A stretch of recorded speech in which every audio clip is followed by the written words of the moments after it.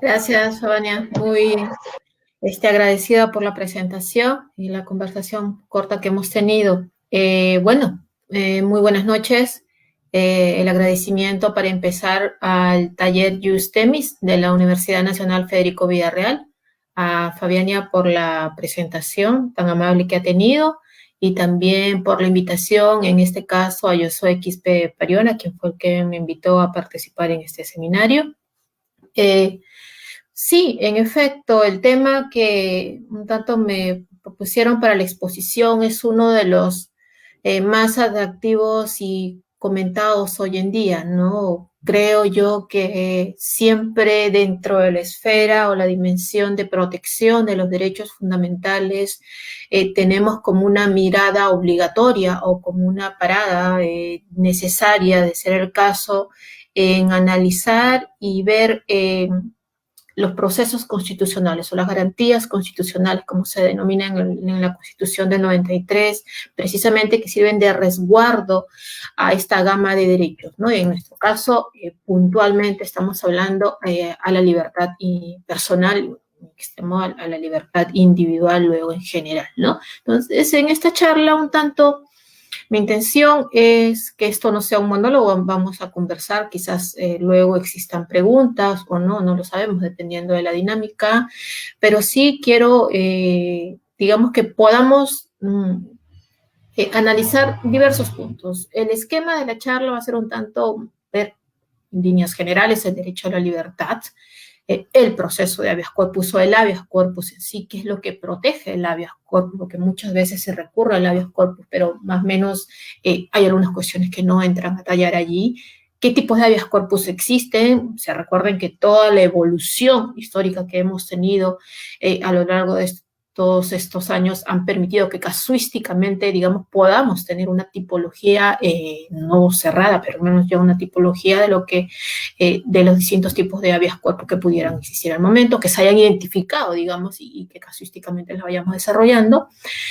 Cuando procede, digamos, una demanda de habeas corpus, un proceso de habeas corpus, cuando estamos frente a un rechazo liminar o no, la procedencia, la legitimidad, que es algo muy puntual, y también ya un tanto viéndolo ligando todos estos temas con la institución dentro del proceso penal, que siempre es una de las más discutidas, ¿no? Yo siempre digo del tratamiento que se le pueda dar a la prisión preventiva en un determinado país, en un determinado cuerpo normativo, creo que podemos entender que tanto se respetan o no los derechos fundamentales y el debido proceso en sí en general. Bueno, entonces, visto este esquema, que es el que vamos a desarrollar estos 5 puntos y que luego vamos a ver cómo lo vamos a ir ligando en cada uno de ellos con la relevancia y en sí que ha tenido la prisión preventiva, porque claro, cuando nosotros hablamos de prisión preventiva como una medida cautelar que se dicta dentro de un proceso penal, desde luego, más allá de los mecanismos o recursos ordinarios que puedan existir dentro del escenario procesal penal o de justicia penal,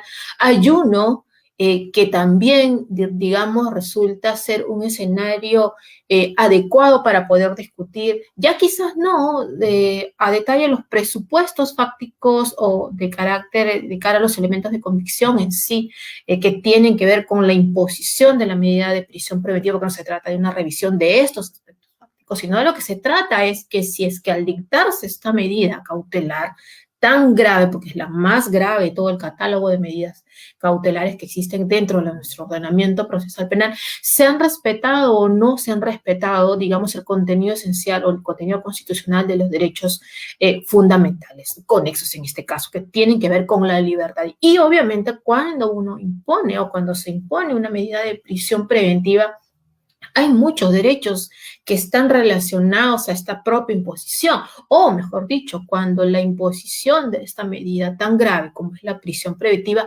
surge por la afectación de toda una gama de derechos que trae consigo. Entonces, cuando estamos en ese escenario y entramos a discutir la constitucionalidad de la medida para ver si es que esta ha sido o no una medida ilegal o ha sido una medida arbitraria, porque incluso puede ser una medida legal, pero resulta ser que es inconstitucional y que es arbitraria, entonces estamos ya dentro del plano dentro del proceso de habeas corpus. Dentro de este habeas corpus vamos a discutir precisamente estos presupuestos. Entonces, visto esto, Vamos a partir de lo siguiente, y siempre hay que tener en consideración en cuál es la base teórica, la base dogmática, técnica, académica que debemos de tener en cuenta, porque para litigar, hablamos con Fabián antes de la litigación, para litigar, para ejercer el día a día, tenemos que tener eso, una base académica dogmática, no podemos taparnos los ojos y decir, perdón, yo tengo mucha experiencia en esto y voy a desconocer porque quizás los académicos y los doctrinarios se están equivocando. No, señor, ahí hay un gran error, van de la mano. De hecho, es una construcción perfecta que se complementa en sí. No puede ir uno con lo otro, desde luego. Entonces, para tener en consideración eso, vamos a ir desarrollando algunos puntos muy breves y tenerlos en consideración. Cuando hablamos del habeas corpus y de la prisión preventiva, que es, digamos, los temas que estamos desarrollando esta noche, nos vamos a tener que referir necesariamente a la base, al factor común que tiene ambos, la libertad, el derecho a la libertad. La libertad, desde luego, no nos cabe duda ni a ustedes ni a mí, es uno de los derechos fundamentales más importantes que tenemos como seres humanos. Y el habeas corpus es una institución, o es una de las herramientas más inmediatas, sencillas, quizás eficaces que existen, y urgentes, rápidas, que tiene nuestro ordenamiento para garantizar precisamente cuando, como sucede en algunos casos, porque no, el habeas corpus no solamente funciona y sirve para los casos donde existe una prisión preventiva, cuando estas medidas son arbitrarias e inconstitucionales, porque vamos a ver luego que el habeas corpus no solamente entra a la talla cuando hay prisiones preventivas, hay toda una gama que ya luego se ha ido extendiendo. Entonces, ¿dónde estamos viendo esto? Entonces, el derecho a la libertad individual es obviamente un derecho fundamental material, que es protegido, lo estoy diciendo por el habeas corpus, incluso por mandato constitucional, si no basta que revisemos el artículo 200.1 de la Constitución. Y este derecho, el de la libertad, es un derecho fundamental que pertenece en sí al núcleo del Estado constitucional. Por demás, también es un derecho continente. Es un derecho continente, obviamente, porque engloba una serie de derechos de primer orden que, en este caso, ¿dónde los vamos a encontrar? Nosotros, si revisamos el artículo 25 del Código Procesal Constitucional, vamos a ver que dentro de todos estos están todos estos derechos. Entonces, como todo derecho fundamental, la libertad individual y los derechos que comprende, obviamente, no son ilimitados. Estos están sujetos a la posibilidad de determinadas limitaciones, restricciones, intervenciones, incluso constitucionalmente admitidas en función, vaya a saber, obviamente, a la necesidad de tutelar otros bienes jurídicos constitucionalmente relevantes dentro de un Estado constitucional. Obviamente, como lo son otros derechos, o podemos estar refiriéndonos a otros principios, o lo que también se denomina garantías o valores constitucionales. Por eso es que se dice que estos derechos no son ilimitados. Y en el caso puntual de la libertad personal como derecho contenido dentro de la libertad individual, lo está reconocido incluso en el artículo 224 de la Constitución, tiene un doble carácter y eso lo sabemos también. En tanto es un atributo subjetivo, ¿vale? Sí, incluso ya el Tribunal Constitucional en sendas sentencias, la casuística, la jurisprudencia que maneja, ha dicho que en tanto es un derecho, un atributo subjetivo, ninguna persona puede sufrir una limitación o restricción a su libertad física o a su libertad ambulatoria, ya sea mediante detenciones, internamientos o condenas arbitrarias. Y como tributo objetivo, cumple pues una función institucional en la medida en que es un elemento vital para el funcionamiento del Estado social y democrático de derecho, pues. ¿Por qué? Porque no solo es una manifestación concreta del valor libertad implícitamente reconocido en la Constitución, sino que es un presupuesto necesario para el ejercicio de otros tantos derechos fundamentales. Y esto no lo estoy diciendo yo porque se me está ocurriendo, lo dice el Tribunal Constitucional en distintas sentencias, vaya a saber, la 1091, 2002, entre otros habeas corpus del Tribunal Constitucional. Dijo además, y etc., en virtud de lo cual se derivan otros límites a su ejercicio, lo que puede atentar contra otros bienes o valores constitucionales. Véase la sentencia, entre otros, la 7624-2005, también proceso de habeas corpus en su fundamento segundo. Y es que, claro, como lo ha reconocido el Tribunal Constitucional, como les vengo diciendo, el fundamento material del constitucionalismo moderno, presidido por los derechos fundamentales, en este caso, de la persona, y que desde luego es el mismo que sirve a la base dogmática de la Constitución nacional, está cifrado ante todo en la libertad del ser humano sobre la cual tiene derecho a construir, obviamente, un proyecto de vida en el ejercicio de su autonomía moral, cuyo reconocimiento, respeto y promoción, sin duda alguna, debe ser el principio articulador de las competencias y atribuciones de los poderes del Estado. Esa es la base, esa es la construcción sobre la cual vamos a ir conversando dentro de esto. Entonces, si tenemos en consideración que siempre hay que tener en cuenta, creo yo, esta máxima, es el artículo 1 de la Constitución. El fin supremo de nuestra sociedad y del Estado es la defensa de la dignidad humana. Entonces, y si tenemos en consideración eso, y solo ese es el, digamos, plenamente, y solamente se puede decir que ese es plenamente digno, en la medida en que se tenga oportunidad, en este caso, de construir autónomamente un proyecto de vida respetando los derechos de los demás, entonces, si tenemos en cuenta el artículo 1, la libertad va a ocupar, sin duda alguna, un lugar primordial dentro de nuestro sistema de valores. Veas entonces que el derecho en sí a la libertad cobra un papel protagónico dentro de todo nuestro esquema de derechos fundamentales, o más aún dentro de la base de un Estado constitucional y democrático. Y dentro de esa esfera, o dentro de ese escenario, pues vamos a hablar del habeas corpus, ¿no? Entonces, ¿qué es un proceso habeas corpus? ¿A qué nos estamos refiriendo cuando estamos hablando de un habeas corpus? Que no vamos a entrar de frente a un tema rutinario procedimental. No, vamos a ver qué es un proceso de habeas corpus. Y el proceso de habeas corpus, yo creo que más o menos que lo hemos venido estudiando, es pues una institución que tiene por objeto proteger, ¿qué? Lo que acabamos de conversar, la libertad personal. Esto es independientemente de la denominación que se le pueda dar al hecho cuestionado. ¿Va?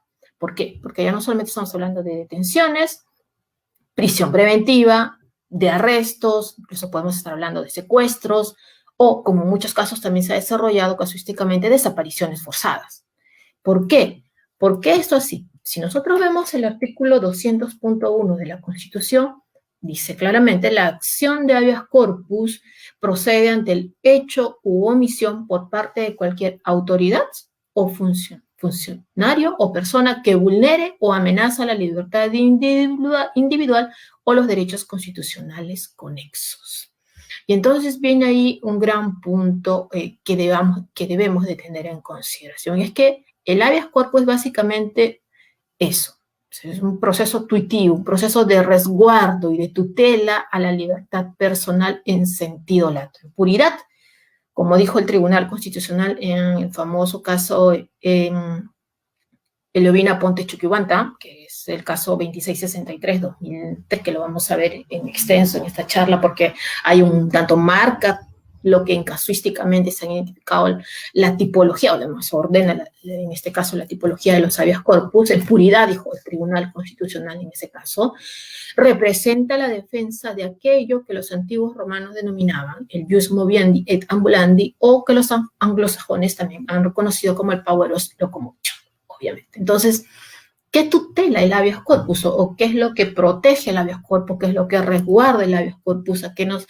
estamos refiriendo cuando hablamos de la tutela que ejerce en sí el proceso de habeas corpus? Entonces, hay diversos aspectos que han venido surgiendo en el transcurso del tiempo que han conllevado a una expansión del habeas corpus. Ya no es limitada, sino es extensa, es amplia, ya no está concentrada solamente a la libertad en sí, sino también a los derechos conexos. Su función, en verdad, tutelar en defensa de la libertad individual es mucho más amplia, es mucho más extensa a como se le reconoce históricamente, o se le reconocía, digamos, históricamente. Por ello, es que se dice que entre el habeas corpus tradicional y el habeas corpus de hoy en día hay, evidentemente, una diferencia muy palpable, muy evidenciada. Lo que tutela, en este caso, el habeas corpus es la libertad física en toda su amplitud.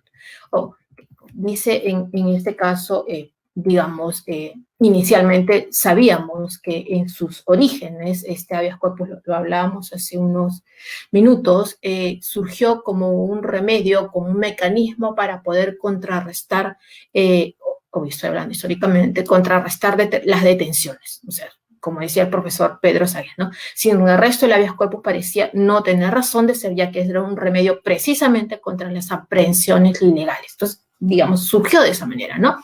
Sin embargo, el desarrollo de esta institución hizo, obviamente, conforme va cambiando, todo evoluciona, a que en este caso se vaya ampliando esto. Y un tanto ya dentro, si nosotros logramos ver y analizar cómo es que ha ido evolucionando esto, lo primero también tenemos que echarle una mirada a los pronunciamientos internacionales, porque obviamente esto se va perfeccionando y se va conceptualizando de esta manera. Y uno de los primeros puntos a que debemos de tener en consideración cuando hablamos de esto son, entre otros, las opiniones consultivas de la Corte Interamericana de Derechos Humanos. Y una de las primeras a las cuales tenemos que echarle una mirada muy puntual es a la opinión consultiva 9-87, la número 29, que fue solicitada por Uruguay, por la República Oriental de Uruguay, digamos, donde la Corte Interamericana justificó y convalidó, digo convalidó porque ya un tanto había mencionado lo propio en la opinión consultiva 8-87, que había sido solicitada ya no por un país, sino por la Comisión Interamericana de Derechos Humanos, precisamente referido al habeas corpus bajo suspensión de garantías. Estos son los estados excepcionales o los estados de emergencia. Se emitieron, en este caso, determinadas opiniones consultivas, donde ya digamos, se hablaba de la ampliación de los contornos del habeas corpus al manifestar. ¿Qué es lo que dijo la Corte puntualmente en este caso? Que es esencial la función que cumple el habeas corpus al manifestarse como un medio para controlar el respeto a la vida e integridad de la persona para impedir su desaparición o indeterminación de un lugar de detención, así como para protegerla contra tortura u otros tratos o penas crueles, inhumanas o degradantes. Entonces, visto todo esto, el habeas corpus abarca hoy en día un radio mucho más amplio, mucho más extenso, ya no se limita solamente al caso de las detenciones. Ello en tanto la libertad no se ve afectada, lo hemos visto, cuando una persona es privada arbitrariamente de su libertad, sino que también se produce esta afectación cuando, encontrándose legalmente justificada incluso la medida, es ejecutada con una gravedad mayor a la establecida por la ley o por los jueces. O sea, estamos hablando de las restricciones, las alteraciones o alguna forma de amenaza al ejercicio en sí, o cuando, a pesar de que existen fundamentos para privar de la libertad, esta se ve, digamos, agravada ilegítimamente, ya sea en su forma o en su condición, o cuando se produce, que es lo que suele recurrir en unos casos, incluso en muchos de los casos que han llegado a la Corte Interamericana, los casos de cuando estamos hablando de desapariciones forzadas. ¿Ok? Bien, entonces, yo les mencionaba hace unos minutos el caso de Lovina Ponte, porque yo creo que es uno de los más importantes dentro de toda esta evolución de los habeas corpus, cuando ahí se ha determinado lo que casuísticamente ya se consenció sobre los tipos de habeas corpus, ¿no? La tipología que había sido elaborada de modo casuístico, en este caso, precisamente a esto que estamos hablando, o sea, la evolución que había experimentado el proceso constitucional, pero que sin embargo, y ahí sí el tribunal ha sido enfático, no debe ser tomada como un numerus clausus, obviamente. Todo va evolucionando, si no, imagínense si no hubiéramos quedado con la concepción inicial que tiene que ver con el tema de habeas corpus, pues no. Entonces esto ha ido cambiando, precisamente por eso esta tipología nacida de la casuística en general no debe ser pues cerrado, no debe ser limitado, porque todo cambia, todo evoluciona, todo se desarrolla. Entonces, sí quiero que hagamos un breve repaso a los tipos de habeas corpus que se desarrollaron. ¿Por qué? Porque hoy en día, y es cuando ya vamos viendo el tema del habeas corpus, ya incluso estamos hablando no solamente de un tipo de habeas corpus, han surgido otros tipos de habeas corpus, perdón, no es que hayan surgido, sino es que estamos empleando dentro de todo este contexto ya otros tipos de habeas corpus más allá del que siempre recurrimos, que es el habeas corpus reparador. ¿Ok? Entonces ahora estamos hablando de otro tipo de habeas corpus como lo vamos viendo, pero todos ya han estado marcados casuísticamente y entonces vamos comentando.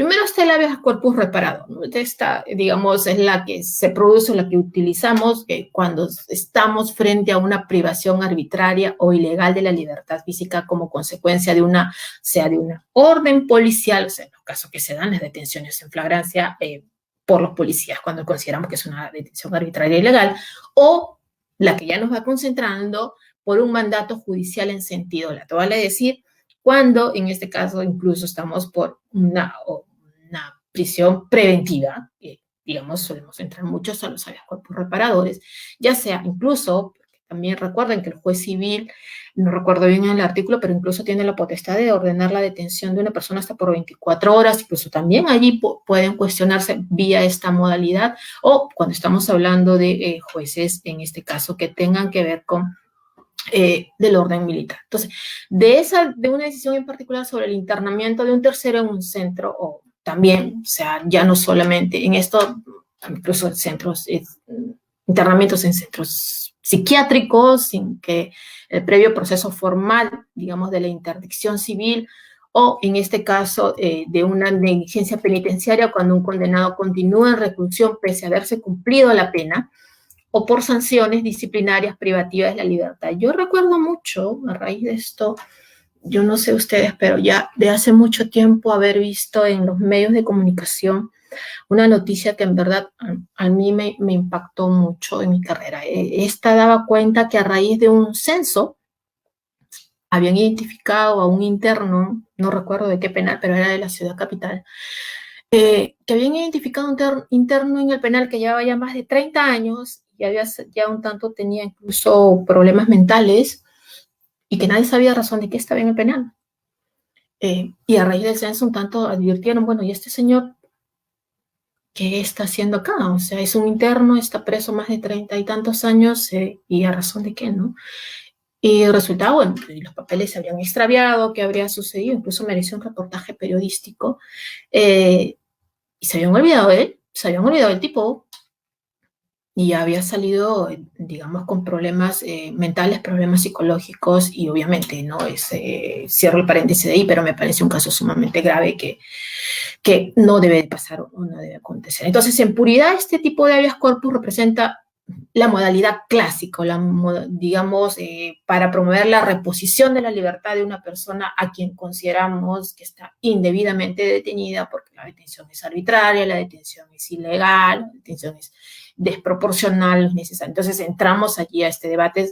Estamos hablando en estos casos del habeas corpus clásico, que es el habeas corpus reparado, ¿ok? Sin embargo, hay otros tipos de habeas corpus. Está el habeas corpus restringido. O sea, estamos hablando de la tipología casuística que se ha construido, no en números clausos de los habeas corpus, precisamente de esta sentencia de Levina Ponte. Entonces, este segundo tipo de habeas corpus emplea el restringido, me estoy refiriendo ahora, cuando la libertad física o de locomoción es objeto de molestias, obstáculos, perturbaciones o incomodidades que en los hechos configuran una, digamos, seria restricción para su cabal ejercicio. Es lo que ha dicho el Tribunal Constitucional en esta sentencia. Es decir, menciona incluso, pese a no privarse la libertad, sujeto se limita en menor grado, ¿no? Y aquí lo que ha considerado como ejemplos de esto, por ejemplo, está la provisión o acceso o circulación de determinados lugares, ¿no? Los seguimientos perturbatorios carentes de fundamento legal o provenientes o que emanan de una orden dictada por autoridades incompetentes, las reiteradas injustificadas citaciones policiales, las continuas retenciones por control migratorio o la vigilancia domiciliaria arbitraria o injustificada, entre otros casos. Si es que estamos dentro de esos supuestos, entonces estamos hablando de un habeas corpus restringido. Ahora, y aquí viene, digamos, el que está de moda, por así decirlo, el habeas corpus correctivo. Es el que a muchos estamos recurriendo en estas actuales circunstancias, ¿no? Entonces, esta modalidad de habeas corpus precisó el Tribunal Constitucional en esta sentencia que estamos estudiando. A su vez es usada, dijo el tribunal, cuando se producen actos de agravamiento ilegal o arbitrario respecto a las formas o condiciones en las que se cumplen las penas privativas de la libertad o se cumple, en este caso, las medidas que privan de libertad a una persona. Por ende, la finalidad de este es resguardar a la persona de determinados condiciones o tratamientos que sean carentes de razonabilidad y proporcionalidad cuando se ha determinado cumplir un mandato de prisión preventiva, en este caso, o incluso ya una pena, vale decir, producto de una sentencia condenatoria, ¿no? Incluso en este caso ya estamos hablando pues de las condiciones en las cuales se cumplen la privación de la libertad, es decir, las prisiones en sí, sean preventivas o sean producto de una sentencia condenatoria. Entonces, este tipo de habeas corpus en los cuales, digamos, ahora a raíz de los temas del COVID o de la pandemia, del coronavirus se están, digamos, recurriendo cada vez más porque precisamente estamos hablando de las condiciones a propósito de todas estas circunstancias. Y aquí hacemos un segundo paréntesis, ¿no? La tan nombrada y creo oportuna declaración de estado de cosas inconstitucionales respecto al hacinamiento y las condiciones penitenciarias de las cárceles en nuestro país. Obviamente, a ver, no es que el hacinamiento haya surgido recién, el hacinamiento penitenciario lo tenemos desde hace muchísimo tiempo. Es una circunstancia que no ha escapado en este caso a nuestra visión. Creo que todos, tanto estudiantes como abogados, somos conscientes del hacinamiento penitenciario que venimos arrastrando desde hace mucho tiempo. Entonces, lo que destaco en este caso es que se haya declarado el estado de cosas inconstitucionales con un, digamos, determinado tiempo en el cual se tienen que asumir determinados o cumplir con determinados puntos para, en todo caso, disminuir o erradicar esta situación, que sería lo correcto. Entonces, precisamente a raíz de eso es que se están tomando determinadas medidas que creo yo y dentro de las cuales ingresan los habeas corpus. Acaba de publicarse los decretos legislativos que permiten en este caso los ceses de la prisión preventiva, las facultades de ver de oficio incluso de parte de los jueces o incluso la conversión de pena que también tiene que ver en este sentido. Entonces, importante igual dentro de todo este contexto. Y cierro el paréntesis. Entonces, volviendo a este tema del habeas corpus correctivo, procede pues ante la amenaza o el acto lesivo del derecho a la vida, la integridad física, la integridad psicológica o el derecho a la salud. ¿De quién? Estamos hablando precisamente de los reclusos, de las personas que se encuentran bajo una especial relación de sujeción internados en los establecimientos públicos o privados, porque ojo, no estamos, los habeas corpus correctivos no solamente tengan en cuenta el habeas corpus en general, no solamente procede contra funcionarios públicos, también contra privados, y lo vamos a ver luego. En este caso, los que estamos hablando, por ejemplo, en caso privado, centros de rehabilitación, ¿no? Pero o centro de menores, pero no nos desviemos de la atención, concentrémonos en los temas de prisión preventiva, los habeas corpus correctivos, precisamente por el tratamiento, las condiciones en las cuales se encuentra. ¿Qué está garantizando que va a proteger? El derecho a la salud, el derecho a la vida, y estos que tienen que ver precisamente por cómo se encuentra. Entonces, también, en este caso, incluso estos tipos de habeas corpus, lo ha dicho el Tribunal Constitucional, también resulta incluso idóneo en los casos que por acción u omisión importe una violación o una amenaza del derecho al trato digno o se produzcan tratos inhumanos o tratos degradantes, obviamente. Y es también, en este caso, esta modalidad en los casos de arbitraria restricción del derecho, ya fuera de estos escenarios, a la visita familiar de los reclusos, de la legitimidad del traslado de un recluso a un establecimiento penitenciario a otro, y por la determinación penitenciaria de cohabitación en un mismo ambiente de reos en cárcel de procesados y condenados. Esto último, sí, pues es bastante cuestionado, ¿no? O sea, todos estos supuestos son vías por las cuales se recurren en habeas corpus correctivo. Y claro, y ustedes me dirán, bueno, pero si todo eso se da, sí, todo eso se da, no se da tampoco solamente a raíz de la pandemia, que sea, digamos, el tipo de habeas corpus a los cuales estamos recurriendo hoy en día por la emergencia de la pandemia, no quiere decir que antes no se hayan dado. Sí se han dado, que ahora se presentan con mayor proporción, es una cuestión distinta. Entonces, esta última posibilidad de, digamos, que estos tipos de habeas corpus, por ejemplo, tan palpable es que siempre han existido, es que procede incluso, como lo ha dicho el tribunal, en aquellos casos en los cuales hay cohabitación en un mismo ambiente entre procesados y condenados. Pero tampoco no nos escapemos a la realidad penitenciaria. No tenemos espacios divididos de o cárceles solamente para procesados o cárceles solamente para condenados. Lamentablemente, la situación de hacinamiento que vivimos ha hecho que estos estén, digamos, mezclados. Y obviamente ahí viene todo un debate mayúsculo sobre el tema de la presunción de inocencia o el estado de inocencia, las garantías de un preventivo, de un procesado y las condiciones. Existen este tipo de habeas corpus. Y ahí vamos a entrar, digamos, ese es el escenario de discusión que va más allá, que tiene que ver con un problema estructural, que tiene que ver con un problema de realidad, sí. Pero, digamos, existen los mecanismos y hoy en día más aún con el Estado, la declaración de estado de cosas inconstitucionales. El otro tipo de habeas corpus que también existe en este caso tiene que ver aquí con el habeas corpus preventivo, ¿no? ¿Y en qué caso se puede utilizar este tipo, digamos, preventivo? Cuando no habiéndose concretado la privación de la libertad, sin embargo, hay una amenaza cierta e inminente de que ello pueda ocurrir en algún momento con vulneración, ya sea de la Constitución o la ley de la materia, ¿no? Entonces, incluso en este caso de que estamos hablando, si mal no recuerdo, en donde se establece esta tipología de Leovina Ponte, precisamente tiene que ver aquí con un tipo de habeas corpus preventivo, porque creo que a ella la habían designado, si mal no recuerdo, custodia de determinados bienes muebles y se lo pide el juzgado que lo entregue y resulta que cuando llegó la notificación a su casa, ella no se encontraba, la hermana pidió que indiquen, primero que ya no estaba y luego que indiquen a dónde lo tenía que llevar, creo que era un televisor y algunas cosas más, y resulta que no sé qué pasó y la cosa es que salió la orden de captura para la señora y presentaron el habeas corpus precisamente por esa circunstancia, ¿no? Y a raíz de eso es que se desarrolla todo esto tan ilustrativo en este caso, ¿no?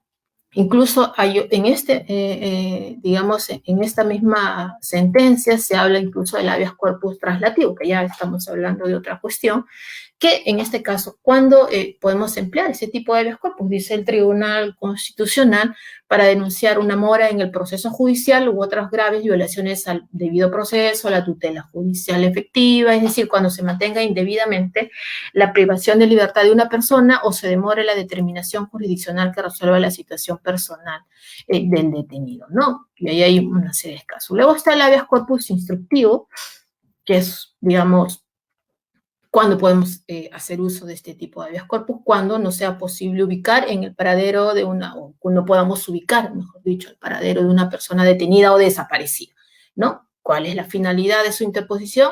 Es no solamente garantizar la libertad y la integridad de la persona, sino adicionalmente asegurar, obviamente, si está desaparecido, asegurar la vida de la persona y dejar de lado, desterrar, como ha dicho el tribunal, las prácticas de ocultamiento o de indeterminación de los lugares de desaparición. Y obviamente creo que eso es de los casos que llegan a la Corte Interamericana y nosotros tenemos también varias de esas sentencias en contra por las cuales hemos sido castigados. Y luego otra de las modalidades está el habeas corpus innovativo, ¿no? ¿Cuándo procede? Este procede cuando, a pesar de haber cesado la amenaza o la violación de la libertad personal, se solicita la intervención, en este caso jurisdiccional, con el objeto, ¿cuál? De que tales situaciones no se repitan en el futuro, puntualmente para quien está accionando en este caso. Luego está el habeas corpus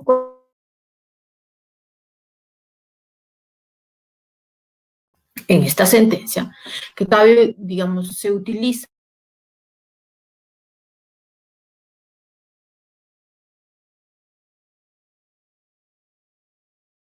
elegido desde que o sea, todos tienen derecho a aquella persona, desde que se le imputa algo, a ser asistido por un abogado defensor desde ese preciso momento de que es citada o es detenida, o de ser, en otro caso, de ser obligada a prestar un juramento o competidor a declarar o reconocer culpabilidad contra uno mismo, contra el cónyuge, una serie de afectaciones que tienen que ver en sí. Entonces, vean ustedes que luego de ver así rápidamente la tipología que presentan en este caso, el habeas corpus pues se presenta como un proceso más amplio, un proceso abierto y en esencia dinámico con este esquema tipológico que asumido desde la casuística se va alimentando se ha ido alimentando con los pronunciamientos incluso, como lo hemos visto, de los organismos internacionales de defensa de derechos fundamentales. Entonces, Hemos visto el tema del derecho a la libertad, hemos visto el tema del habeas corpus, vamos a ir ya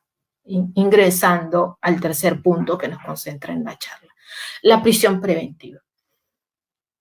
Y aquí lo central para el análisis de todo esto y cómo ya vamos engarzando estos tres elementos o el trípode de la construcción de nuestra charla del día de hoy es la que tiene que ver con una regla básica, la prisión preventiva como última ratio. Eso es algo central y es por allí, digamos, no es algo nuevo, es algo que hemos escuchado siempre y hoy en día con mayor razón.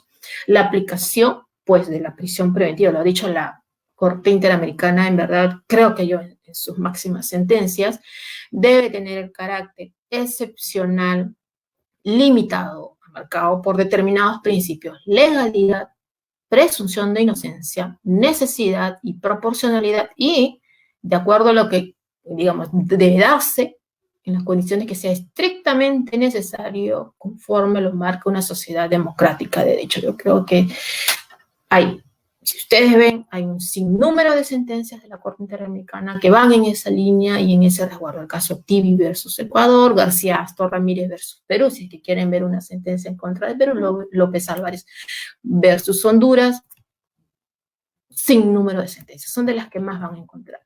Y en esa línea también las reglas mínimas para el tratamiento de reclusos establecen que en el procedimiento penal solo se recurrirá a la prisión preventiva como última ratio. La regla 6.1, tantas veces mencionada, tantas veces invocada y exigida en cumplimiento sobre todo, ¿no?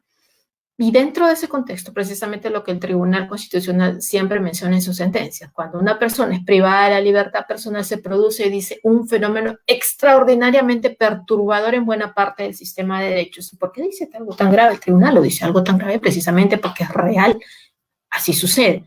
Dice, por tal razón que la sanción más grave que puede imponerse en un sistema democrático, con excepción, claro está, de la pena de muerte, allí donde aún no es aplicada incluso, tiene que ver con la prisión, obviamente, porque restringe también, en este caso, algo central, algo nuclear que tiene que ver con el ser humano. Por ello es que siempre se ha dicho en la jurisprudencia en sí central, es que la prisión preventiva es una regla, digamos, una de última ratio, es el último recurso al cual siempre se tiene que recurrir luego de superar, no solamente, vean, tengan en consideración ustedes algo muy puntual, no solamente que tiene que ver con el cumplimiento de los presupuestos de la prisión preventiva. Vamos entrando ahí ya al artículo 268 del Código Procesal Penal que establece cuáles son los requisitos de los presupuestos de la prisión preventiva. Que estamos hablando de suficientes y graves elementos de convicción en sospecha grave, digamos, fuerte o vehemente, conforme lo establecido el Acuerdo Plenario 1/2019, emitido el año pasado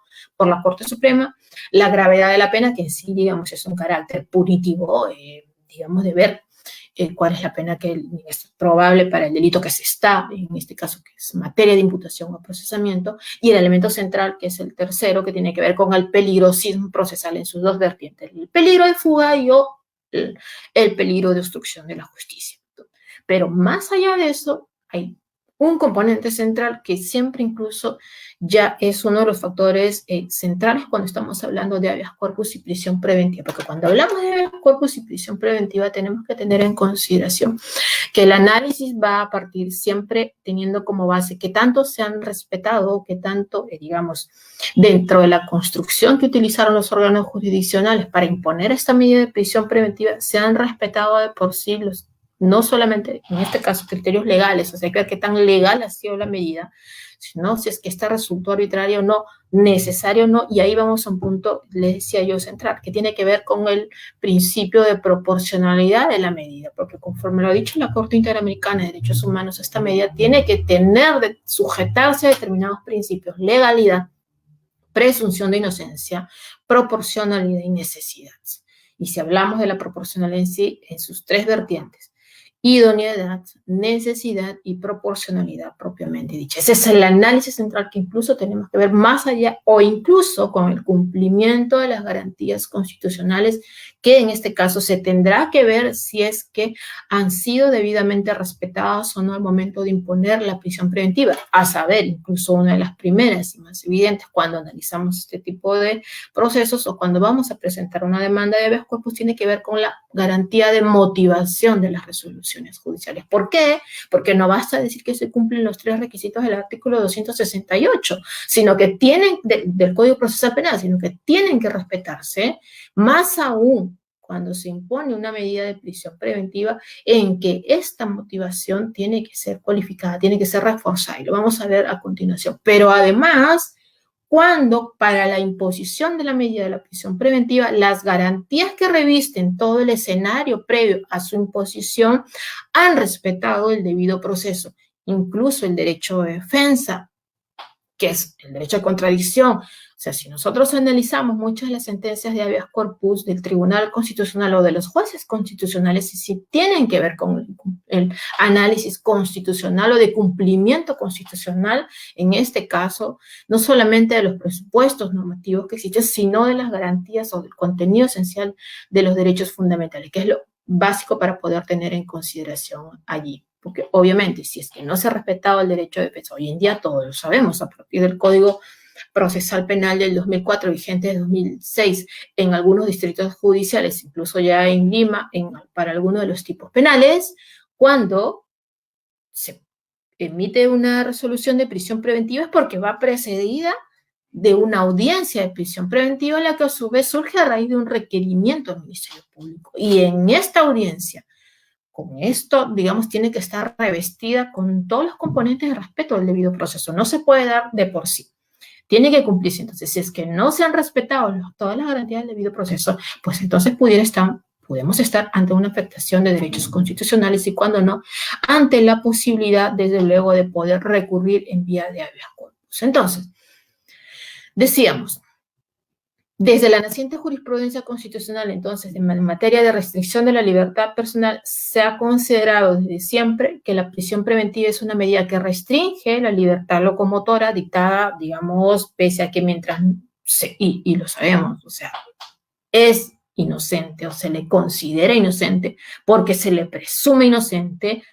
Yo personalmente prefiero seguir lo que dice el profesor Julio Mayer, que es estado de inocencia, porque no es que te presumes inocente, tú eres inocente. Que el fiscal te presuma culpable dentro de su tesis de imputación es lo que considera, pero tú eres inocente hasta que no haya una sentencia definitiva que, digamos, se declare culpable.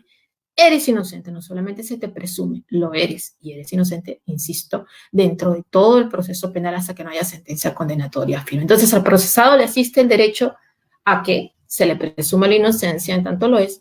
Cualquier restricción de ella siempre debe considerarse la última ratio a la cual el juez debe recurrir. ¿Y por qué?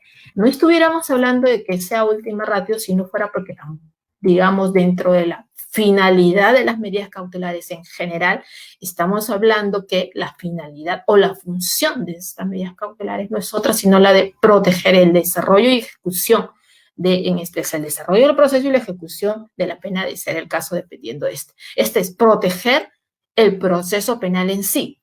Y cuando hablamos de ello, porque estamos hablando que hay todo un catálogo de medidas alternativas a la prisión preventiva. Está la comparecencia con restricciones en sus distintas reglas de conducta que puede establecer. Incluso hay una medida sustitutiva a la prisión preventiva, que es la medida de arresto domiciliario, de la cual también el juez, dependiendo de las circunstancias del caso, puede echar pie. Entonces, vean ustedes que no es que solamente exista la medida de prisión preventiva, existe toda una gama de medidas alternativas con las cuales incluso podemos estar hablando, desde luego, con las posibilidades de que esta medida sea reformada cuando no sustituida. ¿Okay? Hay aquí un punto central y se lo hablaba porque en sí siempre, o digamos el punto de partida de análisis de los habeas corpus en los casos de prisión preventiva, sea uno restrictivo o uno correctivo, dependiendo en el contexto que encontremos, creo yo va marcado sin duda alguna por una lupa de cumplimiento constitucional de todo lo acontecido hasta el momento en el cual se dicta la prisión preventiva. Una lupa constitucional que debemos de tener de la mano y muy precisa, que va desde una gama de derechos y principios propios, que han marcado, si es que se ha respetado el debido proceso en todo este trayecto, también un tema que va marcado por ya en la propia resolución, el propio pronunciamiento del cumplimiento de la garantía de motivación de las resoluciones judiciales, y un punto tercero, creo yo, que también va marcado por el cumplimiento o el respeto del test de proporcionalidad de la medida de prisión preventiva. Vean ustedes, hay esta lupa gigante que debemos de tener en consideración en 3 paradas distintas, una tras otra, no importa el orden, la cosa es que tengan que verificarse y ver esto. Entonces, una de ellas, lo que estamos viendo, porque obviamente la prisión preventiva, se los decía hace un momento, tiene que ver, que es producto de una audiencia donde cual se dan determinados y van a entrar a ver una serie de garantías, una serie de principios y derechos. Derecho de defensa es el más recurrente allí, pero no es el único que, digamos, debe de tenerse en consideración en ese punto. Pero el otro central tiene que ver con la motivación. Y allí sí también hay criterios muy firmes y muy palpables a tener en consideración. En tanto, el dictado de la medida de la prisión preventiva en el marco de un Estado constitucional incide en una forma muy grave en el derecho a la libertad de la persona, entonces el deber que tiene el juez de motivar las resoluciones, digamos, judiciales adecuadamente es mayúsculo, es mayor, más aún si se toma en cuenta que la misma tendrá una repercusión en la situación jurídica de la persona, del imputado, que aún no tiene una sentencia, digamos, incluso no hay una declaración de su culpabilidad, estamos hablando de un todavía inocente. Entonces, ya en reiterada jurisprudencia se ha precisado que la prisión preventiva se justifica siempre y cuando existan motivos razonables y proporcionables para su dictado. Creo yo, en el 99% de las sentencias del tribunal que tienen que ver sobre prisión preventiva, hay esa concepción, el mismo razonamiento incluso en los pronunciamientos de la Corte Interamericana de Derechos Humanos. Entonces, en ese sentido, la resolución judicial firme que decreta la prisión preventiva debe cumplir con la exigencia de la debida motivación de las resoluciones judiciales. 139.5 de la Constitución Política del Estado, en la que se puede verificar en forma clara y fundándose en evidencias sólidas cuáles son las razones que han conllevado para su dictado. Obviamente, ha dicho incluso el Tribunal Constitucional para el caso de las prisiones preventivas, la exigencia, en este caso de la motivación, en la adopción o incluso, solamente, y esto es algo muy importante que me estaba olvidando, no solamente al momento de dictarse, sino incluso al momento de disponerse que ésta se mantenga, que ésta continúa, ya sea por una resolución de ampliación del plazo de la prisión preventiva, debe ser más estricta. El cumplimiento de la garantía de la motivación tiene que ser mucho más estricta porque solamente de esa manera, ha dicho el Tribunal Constitucional, es posible despejar la ausencia de arbitrariedades en la decisión judicial, a la vez que va a permitir evaluar concretamente si es que el juez penal ha obrado o no ha obrado de conformidad con qué, con el criterio base, con la regla base, la naturaleza excepcional, subsidiaria y proporcional de la medida de prisión preventiva. Es la lupa mayúscula que debe de tener en consideración. Entonces, de allí que se diga que toda resolución judicial que ordene una medida de prisión preventiva requiera pues de una especial motivación, una motivación sólida que demuestre de modo razonable, insisto, y suficiente que esta medida no solamente es legal, sino que además de eso es proporcional y por consiguiente en estricto es también necesaria para la consecución de los fines de la medida cautelar para la cual, digamos, sirve el adecuado desarrollo del proceso. O sea, no olvidemos nunca la función de las medidas cautelares, porque obviamente si es que la imposición o el mantenimiento de una medida cautelar está centrada solamente en un fin o una circunstancia netamente punitiva, entonces ya precisamente ahí no estamos hablando de una medida de prisión preventiva constitucional, evidentemente que no, eso ya escapa a todos los márgenes, o sea,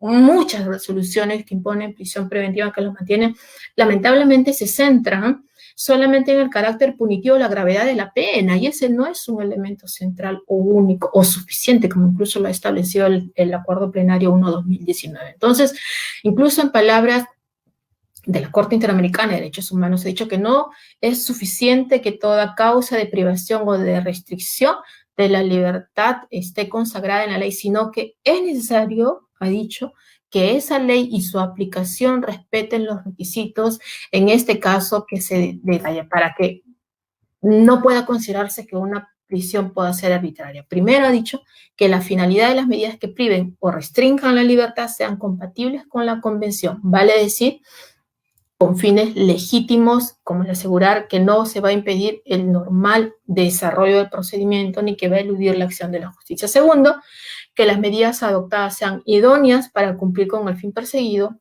Tercero, que sean necesarias en el sentido que sean absolutamente indispensables para conseguir el fin deseado y que no exista una medida menos gravosa respecto al derecho intervenido en este caso, y que sea una medida estrictamente proporcional. O sea, estamos hablando aquí del test de la triple identidad, que es lo que dice. Entonces, dentro de ese contexto, pues, evidentemente, estamos hablando en este caso que esta debe ser una garantía, un deber ineludible de todos los jueces que en el ejercicio constitucional de sus funciones, porque recuerden, el juez que impone una medida de prisión preventiva o la mantiene dentro del proceso penal, más allá de ser un juez penal, conforme al nuevo Código Procesal Penal, es un juez de garantías. Como juez de garantías, tiene que velar por el correcto cumplimiento y respeto de los derechos fundamentales. Entonces, tiene que, en este caso,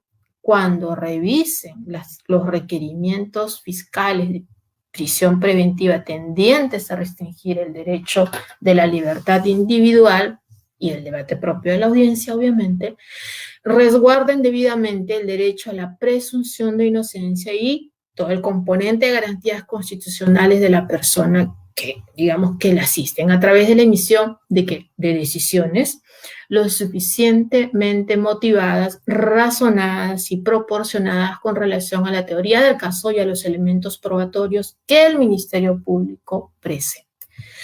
Solo así podemos garantizar, evidentemente, que en este caso no podamos estar ante una medida restrictiva que resulta arbitraria o ilegal o arbitraria o en este caso inconstitucional. ¿Quiénes pueden presentar la demanda de habeas corpus? Es tan amplio la posibilidad en este caso que, conforme lo ha dicho el Tribunal Constitucional, la legitimidad es elástica, es decir, puede interponer la demanda de habeas corpus no solamente el propio afectado, sino cualquier otra persona. O sea, está el artículo 26 del Código Procesal Constitucional, incluso es lo que suele denominarse como el actus populis, ¿no? Entonces, el fundamento precisamente de esta posibilidad es amplia, precisamente porque el habeas corpus en sí resguarda el derecho a la libertad. Ahora, no hay que confundir esta posibilidad o esta legitimidad amplia a que en todos los casos se pueda presentar un habeas corpus en contra de los intereses del beneficiario o del favorecido. Obviamente hay casos en los cuales incluso las personas no están conformes o de acuerdo con que se hubiera presentado un habeas corpus a su favor. Y ustedes miran, ay, pero ¿cómo es así? ¿Cómo es posible? Si tú no estás, si le han presentado un habeas corpus a favor tuyo, ¿cómo tú no puedes estar de acuerdo? Bueno, es el interés y la voluntad de cada persona. Si una persona que está privada de su libertad digamos, se presenta un habeas corpus por el ciudadano X en tal sitio, o por el ciudadano Y, o por el ciudadano Z, o por el ciudadano tal, o por el ciudadano tal, sí, claro, hay una legitimidad activa que permite que cualquier ciudadano pueda presentar a favor de otro que está privado, en este caso de su libertad, un habeas corpus, sí.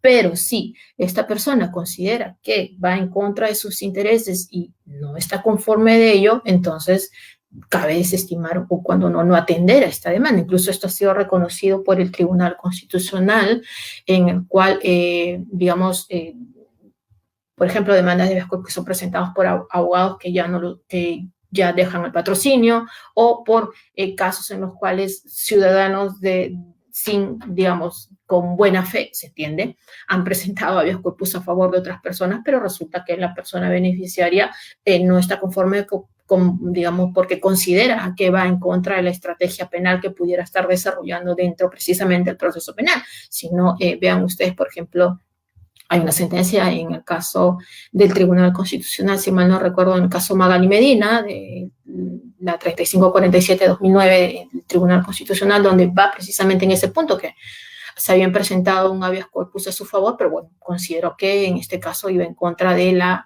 estrategia que estaba siguiendo, ¿no? Y la legitimidad pasiva, bueno, está el artículo 201 de la Constitución que establece que la demanda de habeas corpus puede ser presentada contra cualquier autoridad, funcionario o persona. Pues también va en contra de privacidad, es decir, pueden ser sujetos pasivos de tanto funcionarios y servidores públicos como particulares, ¿no? Y en este caso, ya conforme incluso a la evolución que ha marcado el habeas corpus, creo que es una de las instituciones que más ha evolucionado y que más se va complementando conforme transcurre en este caso. Ya no solamente ha dejado de ser, en este caso, únicamente el instrumento que procura un control judicial de las detenciones policiales para ampliar, digamos, su espectro a una serie de supuestos en los que incluso puede controlar resoluciones judiciales, disposiciones fiscales, incluso actos administrativos. Es decir, que no hay una limitación per se de los sujetos que pueden ser emplazados. Incluso se pueden cuestionar actos o omisiones imputados a funcionarios o servidores públicos que en este caso cuando se exige desde luego, si es que van a interponer una demanda de habeas corpus que conforme al artículo 7, por ejemplo, el Código Procesal Constitucional, se tenga que emplazar también con la demanda al procurador del público del respectivo sector en el cual se establece. El juez competente, en este caso se interpone ante cualquier juez penal sin observar los turnos. Esto ya, digamos, es algo determinado.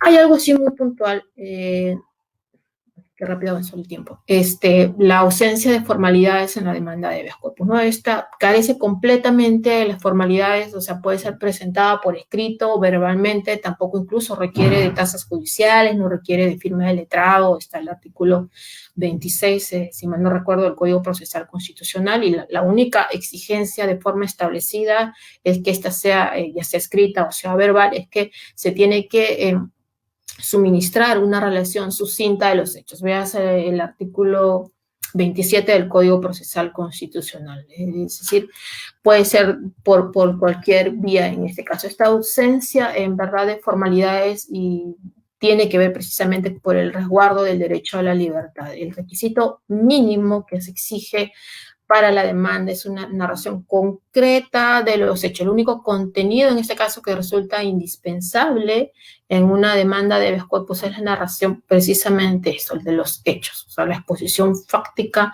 de lo que tú estás reclamando, porque se considera que en este caso se está afectando gravemente los derechos y porque recurres tú en habeas corpus, ¿no? No resulta incluso exigible que se pueda exponer fundamentos jurídicos en extenso, precisamente porque se trata de un proceso en el que la demanda no necesariamente tiene que estar autorizada por un abogado, ¿no? Tampoco se exige que se señale claramente en este caso el petitorio. Esta narración de los hechos, digamos, se ha entendido en este caso que tiene que la identificación del demandante o de la persona a favor de que se interpone la demanda, incluso tampoco es tan absoluto, porque, a ver, los supuestos en los cuales sean terceros X, Y, Z que presenten a favor de otro ciudadano que incluso muchas veces ni lo conocen, pero presentan las demandas de habeas corpus, no se quiere ser tan exacto. Incluso también cuando se señalan los demandantes, los demandados, perdón, los eventuales agresores o algunos elementos que permitan identificarlos, digamos, se requiere esto, elementos que permitan identificarlo. Hay muchos casos, por ejemplo, en los cuales detenciones arbitrarias o ilegales que, por ejemplo, policías, entonces no se sabe la identidad de los efectivos policiales en sí, o no se la sabe completa todo, entonces al menos identificar ciertos supuestos y, de ser posible, sí el lugar en el cual se ha referido la agresión que está reclamando, ¿no? La procedencia, y aquí viene algo muy puntual, quizás ya para ir cerrando, que tiene que ver con por qué se rechazan liminarmente muchas demandas de habeas corpus y en verdad, para mí personalmente a veces resulta inentendible los rechazos liminares de la demanda de habeas corpus. Obvio, insisto, si hay casos en los cuales se tengan que rechazar liminarmente las demandas, pero hay muchos otros en los cuales no. Y lo más curioso es que terminan rechazando liminarmente las demandas de habeas corpus, pero terminan diciendo, bueno, y no se ha afectado el derecho constitucional de tal, y no se ha afectado por esto, bueno, si me las va a rechazar liminarmente me está diciendo en el fondo, pero en fin, esa es otra discusión. Entonces, vemos que el artículo 5 del Código Procesal Constitucional contempla de manera hermética las causales de improcedencia, los procesos constitucionales que rigen por un, digamos, sistema numerus clausus. Esto es, no cabe adicionar situaciones no recogidas estrictamente en la norma para poderlas declarar improcedente en un proceso constitucional. El proceso o el Código Procesal Constitucional reconoce la posibilidad de rechazar liminarmente las demandas de amparo, ¿sí? A diferencia del habeas corpus, respecto a la cual no hay una disposición expresa. Sin embargo, hay que tenerlo en cuenta, no es que no se pueda rechazar liminarmente la demanda de habeas corpus. O sea, más allá de eso, ya el tribunal ha ampliado esto, si es viable. Lo que no puedo, ¿por qué? Porque no puede obligarse a ningún juez a iniciar, en este caso, la sumaria investigación propia de los procesos de habeas corpus en que se trate de una demanda donde sea notoriamente inviable. O sea, hay demandas en verdad que no merecen siquiera ser iniciadas, y para eso están los rechazos liminares. Yo recuerdo mucho una demanda, un caso cuando yo era estudiante, que me acuerdo haber leído, que era un habeas corpus a favor de un pericote, un roedor, de una rata, de un roedor, literal. Y está la sentencia, llegó hasta el Tribunal Constitucional. Lo rechazaron, evidentemente. Y era un abogado que había hecho un reclamo, no sé, no recuerdo si en los juzgados o a los afuera de los juzgados se había llevado el pericotito dentro de una jaula y se lo habían llevado, al pericotito. Y este abogado reclamaba que se lo devuelvan porque era su mascota, y entonces quería resguardar la integridad y todo lo demás, ¿no? Obviamente, o sea, iniciar y empujar y mover todo el sistema de justicia para esos propósitos, evidentemente que no. Entonces sí, pues es viable rechazar. Entonces, pero hay que tener en cuenta en qué casos o qué presupuestos, digamos, que se debe tener en cuenta, por qué, en qué casos se debe de rechazar liminarmente la demanda de habeas corpus. El tribunal ha entendido que el rechazo liminar únicamente será adecuado cuando no haya margen alguno de duda sobre la improcedencia de la demanda, lo que, digamos, en este caso tiene relación con los fines y los principios procesales que orientan los procesos constitucionales, en este caso, y para ellos, para los que, digamos, se debe de tener en consideración aquí, ¿no? Entonces, hay casos, sí, que no debieran de ingresar. O sea, los habeas corpus no son una instancia de revisión de lo que ha acontecido en los temas, en la sede ordinaria. Tampoco es que en este caso, por ejemplo, no resoluciones que no inciden en la libertad personal. O sea, hay casos en los cuales, por ejemplo, los temas de resoluciones administrativas no ingresan tampoco, no toda resolución que en el marco de un proceso penal pueda ser cuestionada de habeas corpus. O sea, por ejemplo, las resoluciones de medida de comparecencia simple, no hay en este caso una afectación allí a la libertad. Entonces, sí, como les decía, más o menos esos son los criterios que se deben de tener en consideración cuando estamos hablando de los habeas corpus o de las prisiones preventivas, que es lo que nos concentra en estos momentos. Y bueno, no lo sé si es que hay algún, me he tratado de, creo que me he pasado unos minutos, pero tratando de sujetarme al tiempo que se me ha otorgado, ya me pasé. Si es que tienen alguna pregunta o damos por terminada la charla. Creo que ya me pasé de tiempo. No, doctora, muchas gracias. Su ponencia ha sido muy precisa, detallada, ¿no? Sí, muchas preguntas al ser un tema polémico. Voy a Andrea Vivanco pregunta, ¿qué cambio ha tenido el habeas corpus en los tiempos de coronavirus? A ver, por eso yo partía diciendo las tipologías de habeas corpus, ¿no, Fabiana? Estos tipos de habeas corpus sí han existido. Que estemos echando uso más o estemos recurriendo a los habeas corpus correctivos, porque precisamente por esto sí. Yo creo que el habeas corpus, lamentablemente no hay. Yo esperaba que se hubieran declarado más habeas corpus fundados en estas circunstancias. Yo creo que es la vía ideal o idónea para poder lograr que se puedan resguardar los derechos a la salud y a la vida de muchas personas en estas actuales circunstancias. Yo creo que lo que ha cambiado es a qué modalidad de habeas corpus recurrir, pero lo que sí se ha enfatizado es la necesidad o la imperiosa necesidad de recurrir precisamente en las circunstancias en las cuales nos encontramos. Sí, por ejemplo, y hay que tener en cuenta ahí algo, los decretos legislativos emitidos la semana pasada y el que se emitió inicialmente por los casos de omisión de asistencia familiar, lamentablemente no cubren todo todos los casos posibles, o sea, se han limitado a ver para casos de población vulnerable, pero ¿qué pasa con las personas que están recluidas y consideran que hay afectación de sus derechos fundamentales por la imposición, ya sea de una prisión preventiva o de una condena, fuera que no se consideren dentro de la población vulnerable? O sea, tienen el derecho también a que sea, en este caso, analizada la constitucionalidad de la medida. Luego, hay casos en los cuales no necesariamente son de mínima lesividad como lo han interpretado, más allá que mi concepto debiera de haber sido que sea de si son o no delitos violentos, que es lo que se trata de resguardar. Pero ¿qué pasa? Y han visto ustedes el catálogo de delitos en los cuales no se permiten los ceses o en este caso las conversiones. ¿Qué pasa con aquellas personas que digamos, han cometido los ilícitos o están procesados por determinados delitos que están prohibidos bajo estas normas? Entonces, el habeas corpus sigue siendo una vía idónea a la cual, digamos, que hay que recurrir para, digamos, poder conseguir que se respeten los derechos fundamentales de estas personas. Doctora, otra pregunta. Edgar Ramírez pregunta, si hubiera una vulneración evidente al plazo razonable de la prisión preventiva, ¿podría plantearse cesación de la misma a pesar de no existir nuevos elementos de convicción? En todo caso, ¿qué instituto procesal sería el idóneo a fin de liberar a mi defendido? Además, claro está que la vía constitucional. A ver, si es que hay un exceso del plazo de la prisión preventiva, pues queda la libertad por exceso de prisión preventiva, ¿no? O sea, si estos plazos ya han superado, obviamente tengo que recurrir a invocarle al juez de investigación preparatoria, que el plazo, si le impusieron 18 meses y este plazo ya venció, libertad por exceso de detención o de prisión preventiva.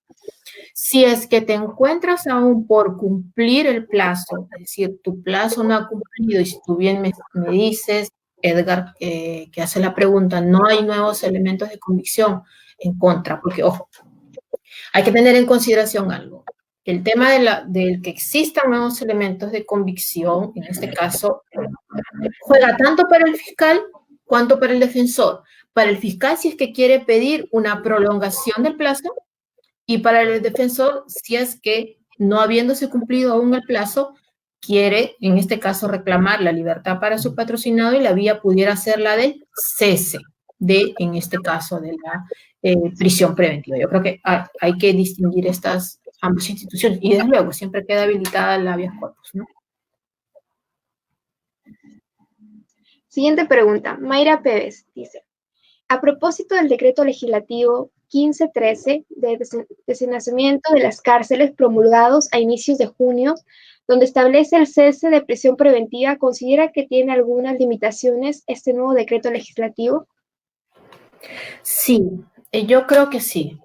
A ver, primero yo quiero marcar diciendo que estos decretos no cambian el Código Procesal Penal, mejor dicho, no modifican el 283 del Código Procesal Penal. Ahora, son decretos dados en el contexto de la pandemia. Sí creo que los limitan. Insisto, no creo que se haya hecho una identificación, una selección correcta de los tipos penales por los cuales se pudieran ver beneficiadas estas personas. Yo hubiera recurrido al concepto de determinar si los delitos son violentos o no. Hay otra cuestión a tener en consideración. El grado de participación en el cual se ven involucradas muchas de estas personas. Por ejemplo, te doy un ejemplo, robo agravado a secas, que está dentro de este catálogo de delitos prohibidos, pero muchas veces quien está preso preventivo o condenado, si estamos hablando de conversión, resulta que la participación que ha tenido no ha sido la de autor, quizás es un cómplice y es un tema menor. Hay muchos casos de robo agravado. Yo acabo de ver uno en el cual la persona está presa, privada de libertad a 16 años por haber sustraído un monedero con 5 soles y un celular. Entonces, yo creo que sí hay circunstancias que debieran de haberse visto. Yo creo que sí, y para eso están los jueces constitucionales en analizar caso por caso. Una pregunta formulada por el taller. ¿Es impugnable la resolución denegatoria del habeas corpus declarado por el Tribunal Constitucional por un foro internacional y de darse el caso, cuál sería la vía procedimental? Bueno, todo después que se acaba en la vía nacional, nos vamos a las vías internacionales, ¿no? Impugnable, bueno, o sea, las sentencias del tribunal lo que se piden son las aclaraciones, ¿no? Hay pedidos de aclaración del Tribunal Constitucional donde tú puedes precisar, ¿no?, determinado fundamento, determinado pronunciamiento de lo que se emitió, ¿no? Siguiente pregunta. ¿De qué manera se puede manejar el tema del principio de peligrosidad en estos casos de habeas corpus? El gran debate, a ver, sí, es uno de los puntos. Hay muchos quienes lo hablamos la semana pasada en una charla, hay muchos que han postulado que en las actuales circunstancias las medidas dadas por el gobierno eliminan el peligro procesal, tanto de fuga como de obstrucción. Yo soy abogada, pero no considero que lo elimina. Yo creo que disminuye la intensidad de los peligros procesales, sí, obviamente, los disminuye. Eliminarlo yo creo que sería es muy al extremo. Respeto mucho las posiciones fundadas, porque todos tienen fundamento, pero no, yo creo que las disminuye la intensidad de estos riesgos. Y la última pregunta para terminar. ¿El aislamiento carcelario es suficiente para poder instaurar un habeas corpus a favor del interno? Yo soy de las que piensa que no.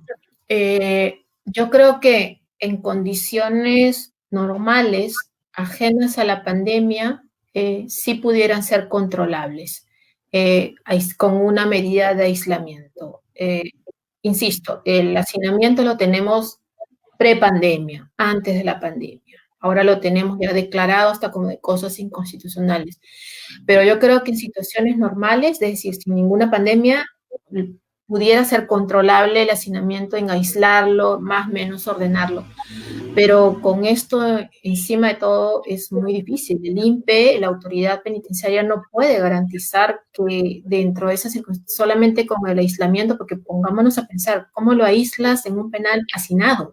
Es muy complicado, que no se pueda garantizar dentro de esas circunstancias que se pueda contagiar o que se pueda ver afectada la vida, ¿no? Es complicado. Creo que en circunstancias normales pudiera ser, pero no en circunstancias así como estas. Doctora, muchas gracias. Le agradezco a nombre del taller por su brillante exposición. Espero que se vuelva a repetir, ¿no? Quisiera pedirle de favor alguna recomendación que diera para los estudiantes que estamos mirando la transmisión en vivo, ¿no? Alguna recomendación para los alumnos de la Universidad Nacional Federico Villarreal. Mira, yo sí de algo disfruto siempre es de dar clases, me encanta. Si algo le tengo que agradecer al coronavirus es haberme permitido al menos online volver a tener contacto con los estudiantes. Es algo que por los trajines propios de la labor de abogada no me daba tiempo, dejé de dar clases por un buen tiempo, me estoy animando ya a darlas nuevamente.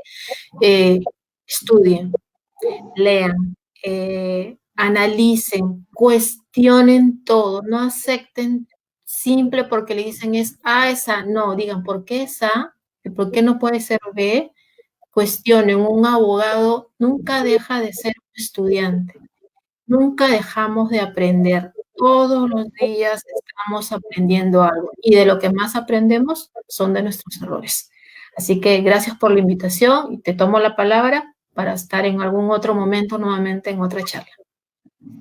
Muchas gracias. Invitamos a todos a seguir la semana de conferencia realizada por el taller. Y eso es todo. Buenas noches, doctora. Gracias a ti, Fabiola.